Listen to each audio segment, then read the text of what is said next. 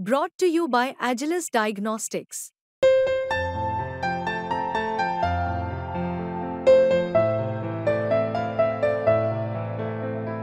Agilus Diagnostics. Narendra Modi साहेब म्हणाले होते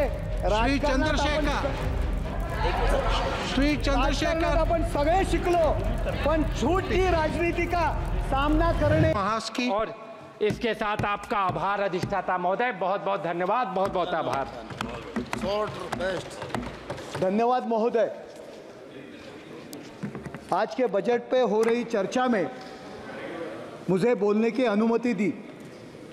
सर्वप्रथम मैं नमन करता हूं हमारे महाराष्ट्र के गौरव छत्रपति शिवाजी महाराज को, भारत रत्न डॉक्टर बाबा साहेब अम्बेडकर जी को, महात्मा फुले जी को, हिंदू हृदय सम्राट शिवसेना प्रमुख माननीय बाळासाहेब ठाकरे जी को और मेरे गुरुवर्य धर्मवीर आनंद दिघे साहब को मैं धन्यवाद देता हूं। हमारे पंतप्रधान नरेंद्र मोदी जी को, हमारे पार्टी के नेता महाराष्ट्र के मुख्यमंत्री एकनाथ शिंदे जी को कि जिन्होंने मुझे इस सदन का सदस्य बनने के लिए सौभाग्य दिया, और कोटि कोटि प्रणाम करता हूं मेरे ठाणे लोकसभा की जनता को जिन्होंने मुझे नगर सेवक, महापौर, अब सांसद बना दिया। अपने अर्थ मंत्री निर्मला सीतारमण जी ने देश का जो अर्थसंकल्प पेश किया है वो देश को विकास की तरफ लेके जाने वाला है, इसीलिए मैं उनका अभिनंदन करता हूं। बजेट जाहीर झाल्यापासून विरोधी पक्ष सभागृहात आणि सभागृहाच्या बाहेर सातत्याने चर्चा करत आहे। यात आमचे महाराष्ट्रातील काही साथीदारी आहेत। हे बजेट सरकार वाचवण्याचं बजेट आहे, राज्यांना खुश करण्यासाठीचे बजेट आहे। पण मला त्यांना सांगायचं आहे की ज्या राज्यात आमची सरकारे नाहीत त्यांच्यासाठी सुद्धा हे बजेट आहे। जेव्हा हे सरकार योजनांची घोषणा करते, 5 वर्षात 4.1 करोड युवक याचा लाभ घेणार आहेत, तेव्हा आपल्याला या योजनेचा फायदा होणार आहे की नाही, का फक्त भाजप आणि मित्र पक्षांची सरकारे आहेत त्यांनाच याचा फायदा होणार आहे, हा विषय फार महत्त्वाचा है। इस योजना से महाराष्ट्र के गांव का बच्चा भी माइक्रोसॉफ्ट और गूगल में इंटर्नशिप होगा और बंगाल और केरल का बच्चा भी उसमें शामिल होगा। जो एक्सप्रेसवे बनेंगे, अस्पताल बनेंगे, 11 लाख करोड़ का कैपिटल एक्सपेंडिचर होगा, इसमें सिर्फ हम लोग लाभान्वित होंगे क्या, इससे समाज का हर व्यक्ति लाभान्वित होगा जिसने सरकार पे भरोसा दिखाया है। और जो विपक्ष या बजेटवर सातत्याने चर्चा करतायत, टीका करतायत, त्यांचं नाव आहे इंडिया अलायंस, लेकिन सोच इनके अंग्रेजी वाले ही है। वो कहते थे डिवाइड एंड रूल, ये लोग उसे आगे लेके जा रहे हैं, डिवाइड एंड रूल एंड फूल, मतलब जनता को पहले बांटो धर्म के नाम पर, जाति के नाम पर और अब बजट के नाम पर। शपथ ग्रहण करत होतो तो प्रत्येक जण घटनेची प्रत हातात घेऊन घोषणा देत होते, जय संविधान, जय संविधान। पण या संविधानाची पाने जर आपण उलटून पाहिली तर या संविधानाची पुरती वाट यांनी कशी लावली होती हे दिसून येते। जेव्हा राजीव गांधी यांनी मंडल आयोगाचा रिपोर्ट लागू केला नाही, जेव्हा जेव्हा यांनी 90 सरकारे 356चा दुरुपयोग करून बरखास्त केलं, 1980 मध्ये दस्तूर खुद्द शरद पवार साहेब यांना मुख्यमंत्री पदावरून हटवून राष्ट्रपती शासन यांनी लावले, ज्या ऑक्सिजन सिलेंडरने यांना ICU मध्ये जिवंत ठेवले होते त्याचाच पाईप यांनी कापून टाकला होता। या उलट संविधान वाचवण्याचं काम आमच्या NDA सरकारने केले आहे। जेव्हा 1989 मध्ये आमच्या पाठिंब्यावर सरकारने OBC रिझर्वेशन आणले, 2001 मध्ये आर्टिकल 16चे संशोधन केले, सुप्रीम कोर्टाचा निर्णय बदलला, 2018 मध्ये SC/ST ॲक्ट मजबूत करण्यासाठी संशोधन केले आणि परत सुप्रीम कोर्टाचा निर्णय बदलला।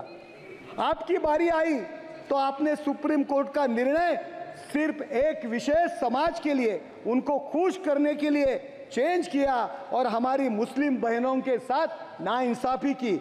इसलिए संविधान की रक्षा करने की बात वो न करे जो संविधान का चिरहरण करते थे।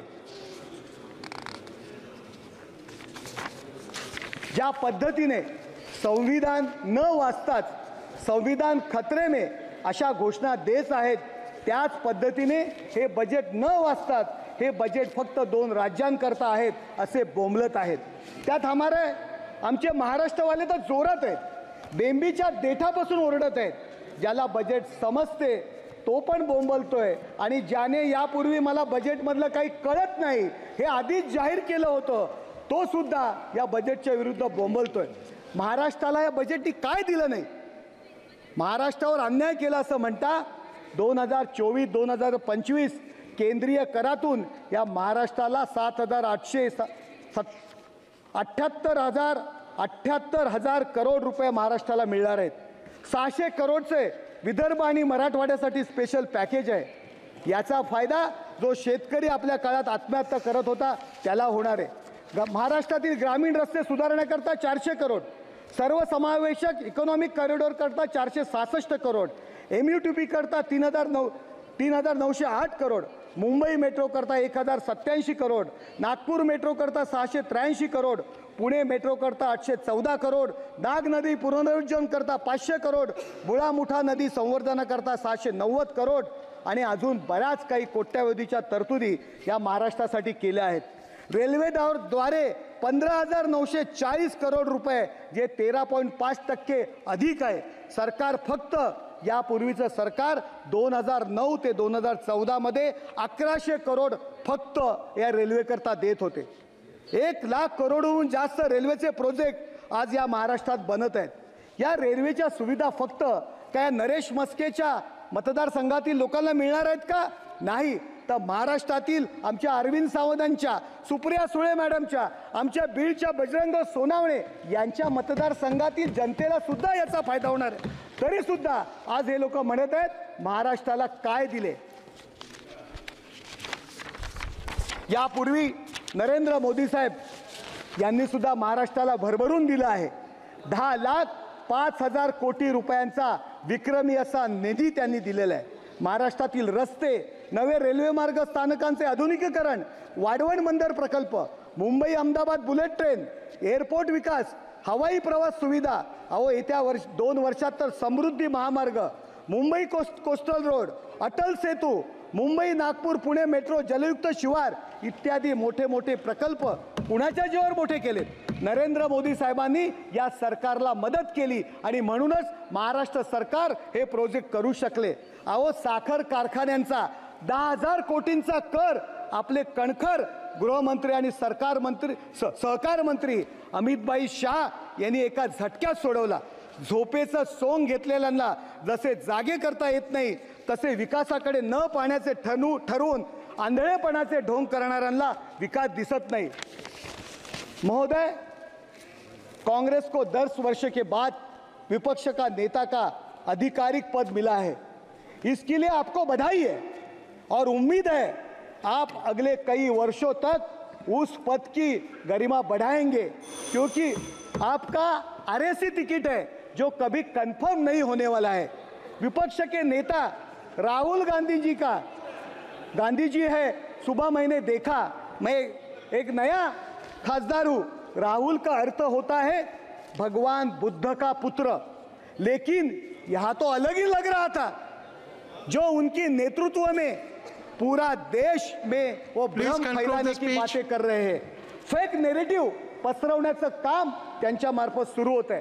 पहले बात की आलू दाल से सोना निकालने की, फिर बात की अभय मुद्रा की। नेताजी सदन की गरिमा समझिए, ये किसी पार्टी का कार्यालय नहीं है, ये संसद है। ये जो बचपना शुरू था, विपक्ष के लोग कुछ बचपना कर रहे हैं, मैं तो नया आदमी हूँ, पहली बार खासदार हुआ हूँ।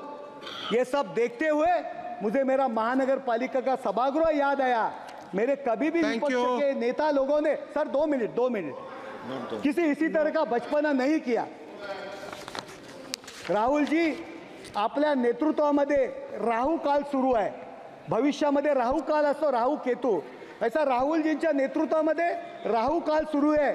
आणि या काँग्रेसच्या कुंडलीतून राहूचे निवारण कधीच होऊ शकत नाही. कारण या काँग्रेसवाल्यांनी एका परिवारालाच आपला देश मानलेला आहे. काँग्रेसच्या परिवाराने फक्त राहुल गांधी म्हणजे देश मानलेला आहे. हे 99 सीटांच्या निवडून आल्या. यांना वाटतं आम्हाला मिळाला, पेपर नव्हता. ही 542 मार्कची परीक्षा होती. तुम्ही काठावर सुद्धा पास झालेला नाहीत. तुम्हाला हे विसरून चालणार नाही. तुम्हारे पाँव के नीचे कोई जमीन नहीं, कमाल है फिर भी तुम्हें यकीन नहीं.